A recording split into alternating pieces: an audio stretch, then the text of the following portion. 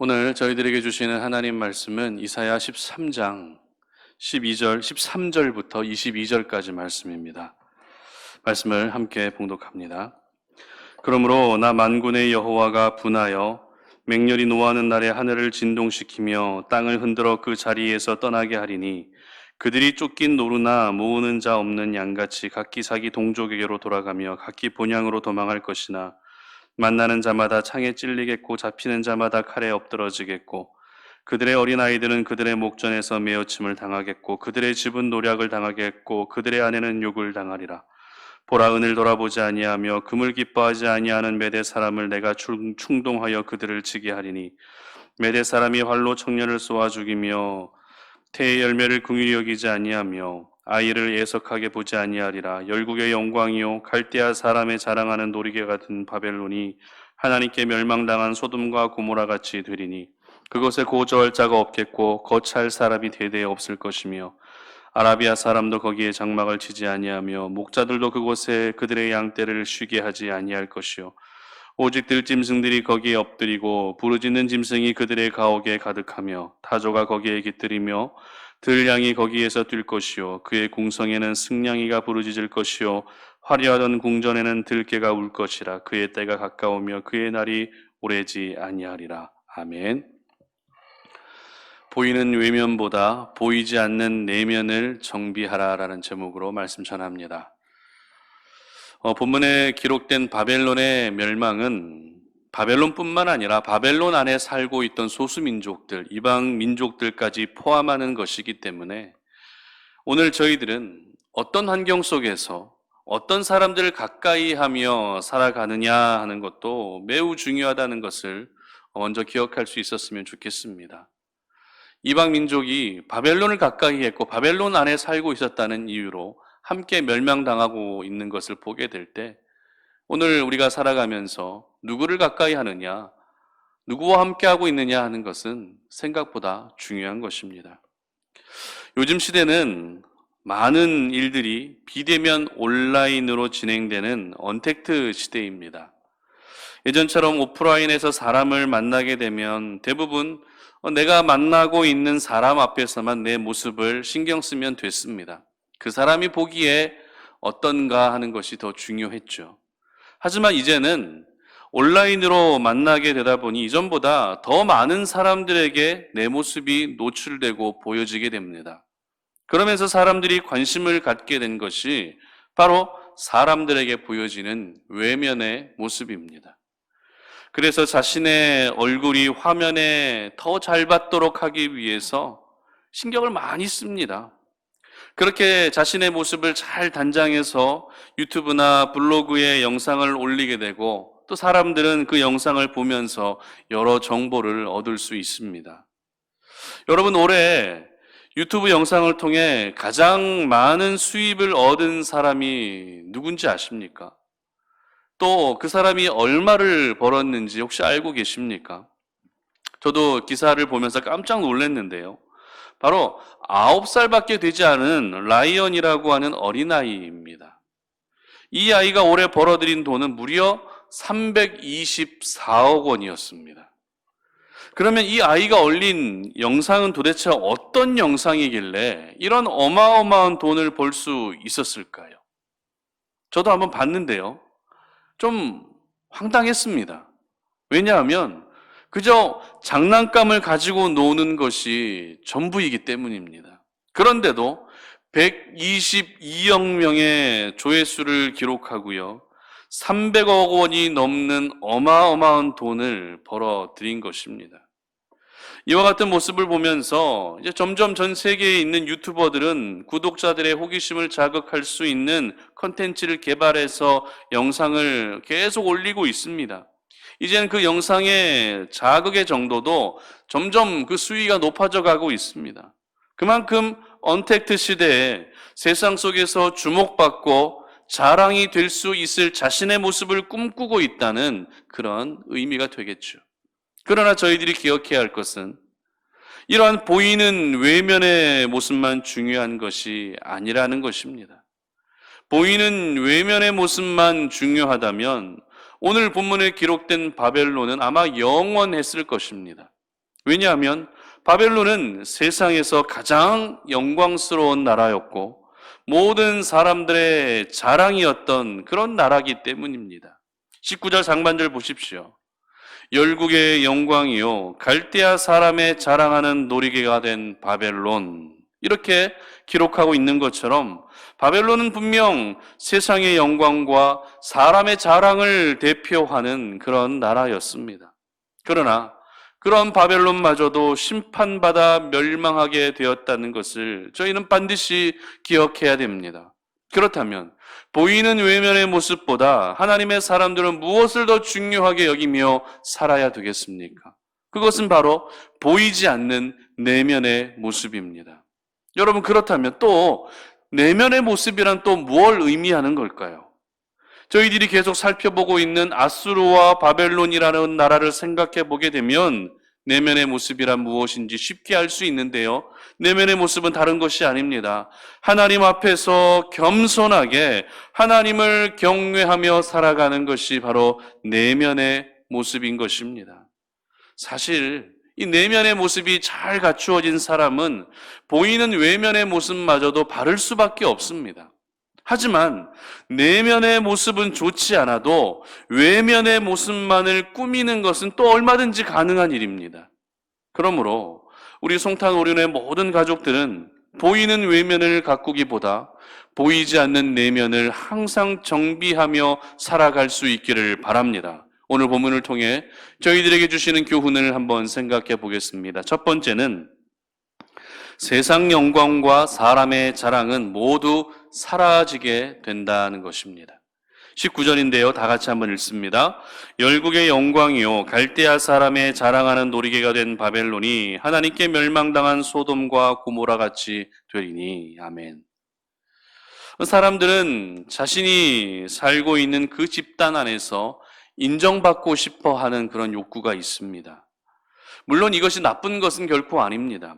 그러나 인정받고 주목받는 것이 주가 되어버리게 되면 저희들은 생각보다 많은 것을 잃어버리게 됩니다. 대표적으로 사람을 잃게 되기도 하고요. 자신의 도덕성도 잃을 수 있습니다.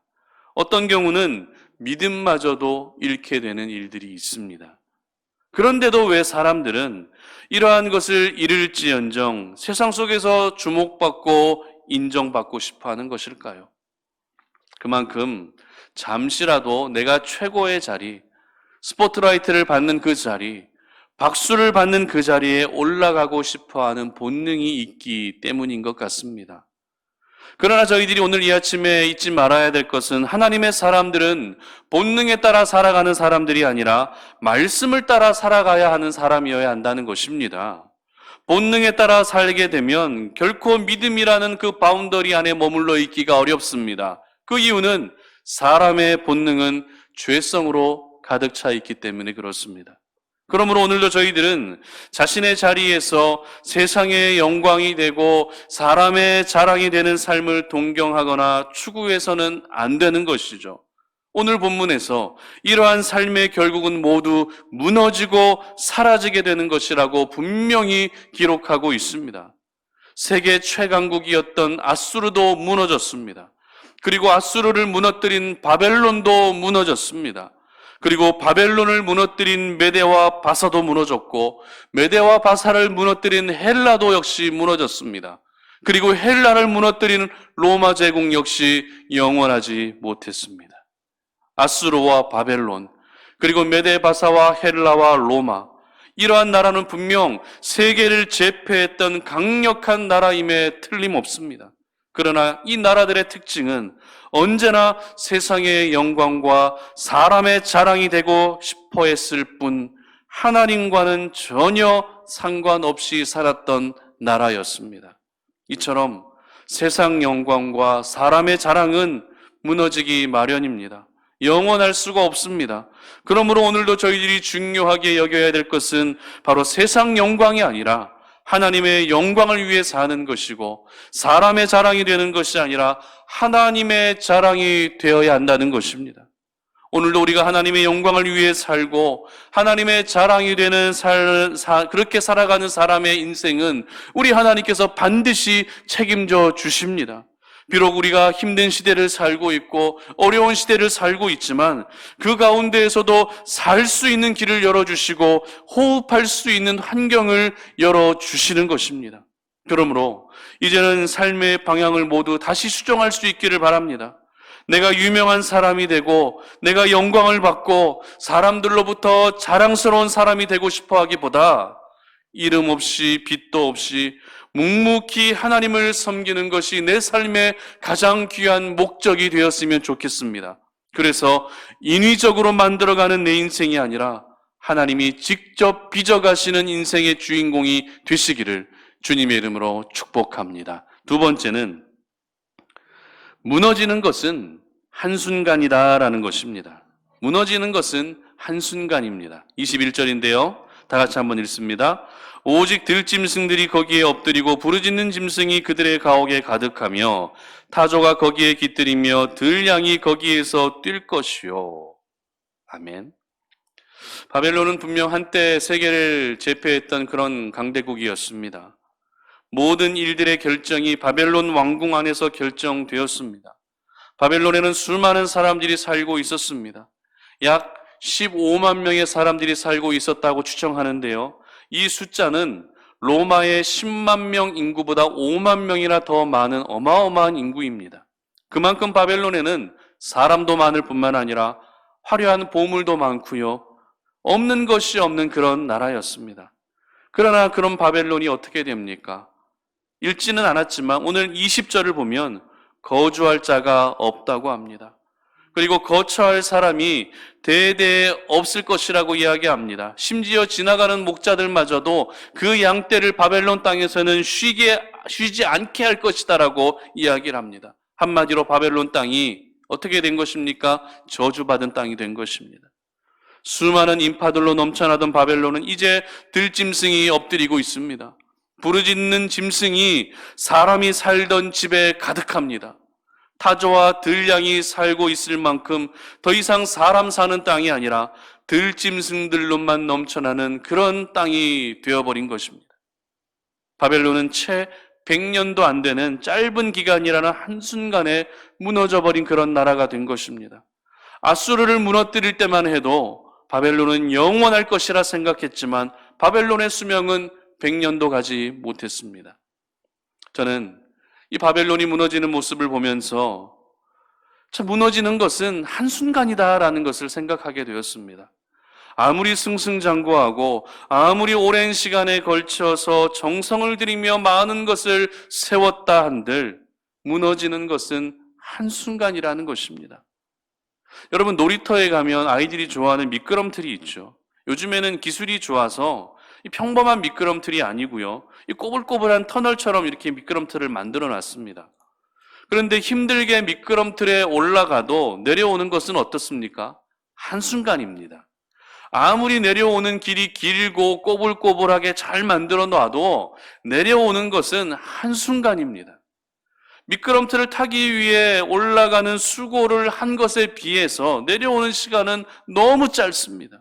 이처럼 내려오는 것, 무너지는 것은 시간이 오래 걸리지 않습니다. 바벨론이 한순간에 무너진 것처럼 그 시간은 우리가 생각한 것보다 훨씬 짧다는 것입니다. 우리가 오늘도 보이는 외면의 모습만 중요시하게 되면 한순간에 모든 것이 무너질 수 있습니다. 내가 힘들게 쌓았고 내가 힘들게 이루었던 모든 일들이 눈 깜짝할 새 한순간에 무너질 수 있다고 하는 이와 같은 위기의식을 여러분들 가질 수 있었으면 좋겠습니다. 믿음도 한순간에 무너질 수 있습니다. 사람들과의 관계도 한순간에 무너질 수 있습니다. 가정도 한순간에 무너질 수 있고 가정 경제마저도 한순간에 무너질 수 있습니다. 그러므로 여러분, 보이는 외면의 모습보다 보이지 않는 내면의 모습을 더 신경 쓰고 또 정비할 수 있기를 바랍니다. 무엇보다 우리의 내면을 정비하기 위해서는 오늘도 살아계신 하나님을 가까이 해야 되는 줄 믿으시기를 바랍니다. 하나님이 나의 삶의 중심이 되고 하나님을 경외할 때 우리의 내면은 잘 정비가 될 것입니다. 그리고 오늘을 살아갈 때 한순간에 무너지는 일들은 결코 내 인생에 일어나지 않을 것입니다. 우리 송탄오륜의 모든 가족들은 한순간에 무너지는 일을 겪기보다 항상 하나님께서 새롭게 세워가시는 은혜를 경험할 수 있기를 바랍니다. 그래서 언제나 하나님께 모든 영광을 올려드리는 우리 송탄오륜의 모든 가족들이 되시기를 주님의 이름으로 축복합니다. 말씀을 맺겠습니다. 바벨론은 보이는 외면의 모습은 세계 최고였습니다. 그러나 보이지 않는 내면의 모습은 하나님과 전혀 상관없는 그런 나라였습니다.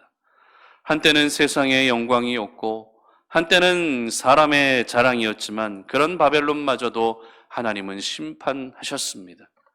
오늘 바벨론의 모습을 보며 우리가 보이는 외면의 모습을 중요하게 여기는 것이 아니라 보이지 않는 내면의 모습을 중요하게 여기며 그 내면의 모습을 정비하는 것이 얼마나 중요한 것인가 하는 것을 다시 한번 생각할 수 있어야 할 것입니다. 세상 영광과 사람의 자랑은 모두 사라지기 마련입니다. 오래가지 못합니다. 그리고 무너지는 것은 긴 시간에 걸쳐서 조금씩 무너지는 것이 아니라 한순간에 모든 것이 무너져 내릴 수 있습니다. 오늘의 말씀을 기억하셔서 오로지 하나님의 영광, 오로지 하나님의 자랑으로 살아가시고 힘든 세상 속에서도 항상 하나님께서 여러분들을 세워가시고 가정을 세워가시고 일터를 세워가시고 교회를 세워가시는 이러한 세움의 은혜를 경험하는 저희 모두가 될 수 있기를 주님의 이름으로 축복합니다. 기도하겠습니다. 하나님 아버지 감사합니다. 오늘 이 아침에 우리가 주의 말씀을 기억하며 오늘 이 하루를 시작합니다. 하나님, 정말 우리가 이 땅을 살아가면서 보이는 외면의 모습만을 중요하게 여긴 나머지 보이지 않는 내면의 모습을 잘 정비하지 못했던 우리들의 모습을 이 시간에 회개합니다. 오늘 말씀 앞에 나아가며 하나님을 가까이 함으로 말미암아 보이지 않는 내면의 모습을 더욱더 잘 정비할 수 있도록 도와주시옵소서. 그래서 나의 삶이 무너지는 삶이 되지 아니하게 하시고 항상 하나님께서 새롭게 세워가시는 그런 은혜를 누리는 저희들 되게 하여 주시옵소서. 감사드리며 예수님의 이름으로 기도드립니다. 아멘.